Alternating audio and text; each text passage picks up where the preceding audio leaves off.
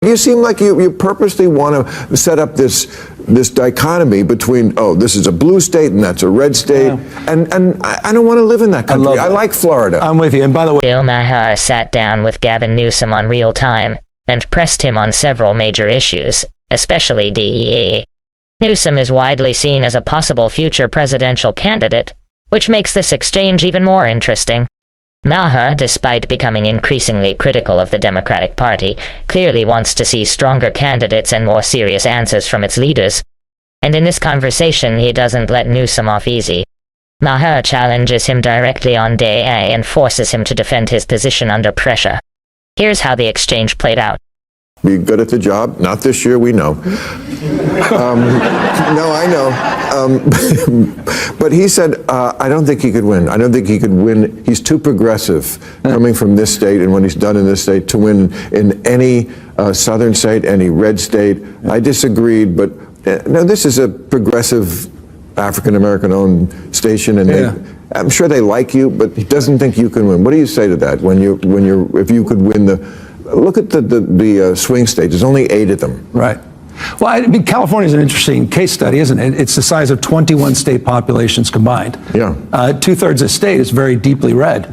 We don't need to be lectured on rural politics or border issues. I mean, in so many ways, these are familiar issues, and the issues of the heartland of the United States are very much a part and parcel of the work we're doing in this state. But look, I understand this notion that you're from the coast, you don't understand those things. You can't talk the language. You're not able to communicate. And you're not able to actually encourage and find that common ground. No, it's stuff like there's a new law in this. I think we have way too many regulations and laws, as we've talked about. And this one, I think, says if you're a department store with over 500 employees, you have to have a gender-neutral toy department.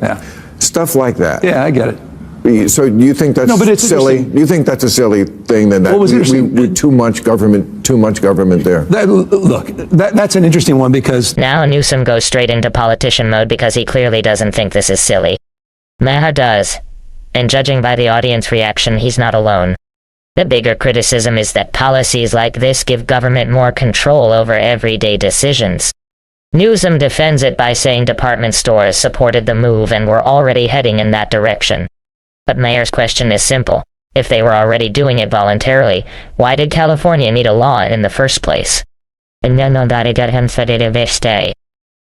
department stores came to us supporting that, and they were the ones making a case for that.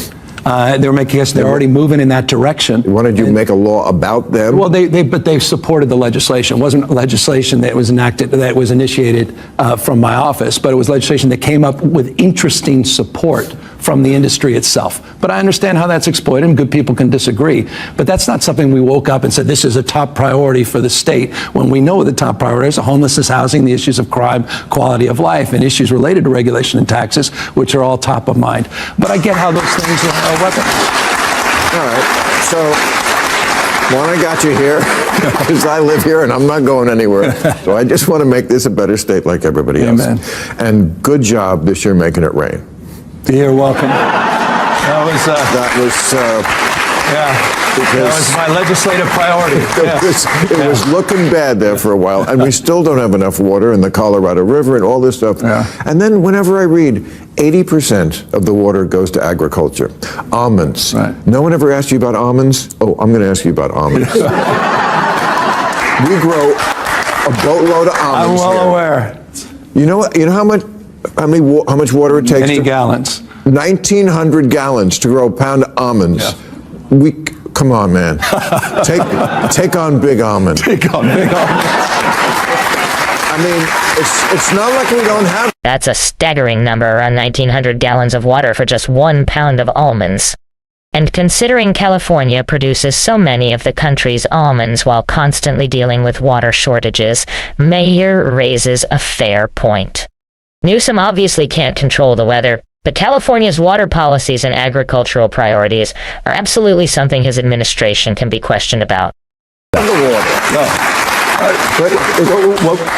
You're right about it. It's not that we don't have the water. That said, the last couple of years were tough. I mean, but it's also where the water's falling and we're not capturing it. And we're not capturing those extreme years with these atmospheric rivers. Wets are getting a lot wetter, dry's drier, hot's getting a lot hotter. And so we've got to modernize our conveyance system. We've got to modernize our storage, not just above ground, but below ground. And so that's a big part of our focus and frame, including desalinization plants. We have 20 projects just on desal that we're working on today. So we put out a detailed water strategy that includes, by the way, getting that Delta conveyance project back up and operational, and includes the first above ground off-stream storage facility in half a century in the state, which, by the way, is being aided by a regulatory package I pushed forward to reduce red tape in the state of California and address the permitting quagmires that you rightfully pointed out.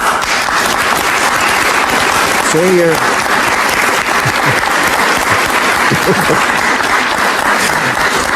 you're good at this. What? I'm telling you, you're good at this job. Okay, but here's, I feel like the last couple of years you've like purposely picked this fight with the red states. I mean, yeah, but I don't want to live in the Civil War country. I agree with that. You know what? Well, but you seem like you purposely want to set up this dichotomy between, this is a blue state and that's a red state, and I don't want to live in that country. I like Florida. I'm with you. And by the way, I like Florida as well. I like all these states. I completely agree. I don't want to have a state of mind that's a constant fight or flight. You could see how uncomfortable Gavin Newsom got when Maher pushed back. That's what I respect about Bill Maher. He's willing to bring politicians onto his show and challenge them directly, not just criticize them from a distance. Newsom is a skilled politician. He knows how to dodge tough questions, charm the audience, and talk his way out of uncomfortable moments. But the bigger issue is the constant left versus right mindset. Politics shouldn't be treated like a football game where you automatically hate everything the other side says. Both sides do it, and it only creates more division. People can disagree without turning everything into tribal warfare. The goal should be finding ways to work together and make the country better. That's why Maher pushing Newsom on this matter is gone through so much. We've been polarized and traumatized. There's been a tough 5-6 years across the globe, not just in this country. That said, I'm not going to sit back and watch. You made the point just a moment ago in your monologue.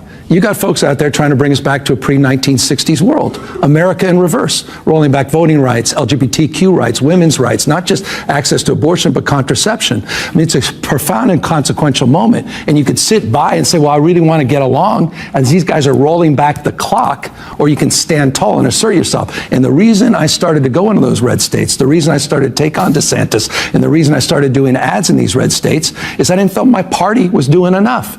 It was CRT one year, then it's ESG, and it's DEI, anything with 3 letters. These guys keep coming, and they're shape-shifting, and they're trauma, and so, but it's true, right?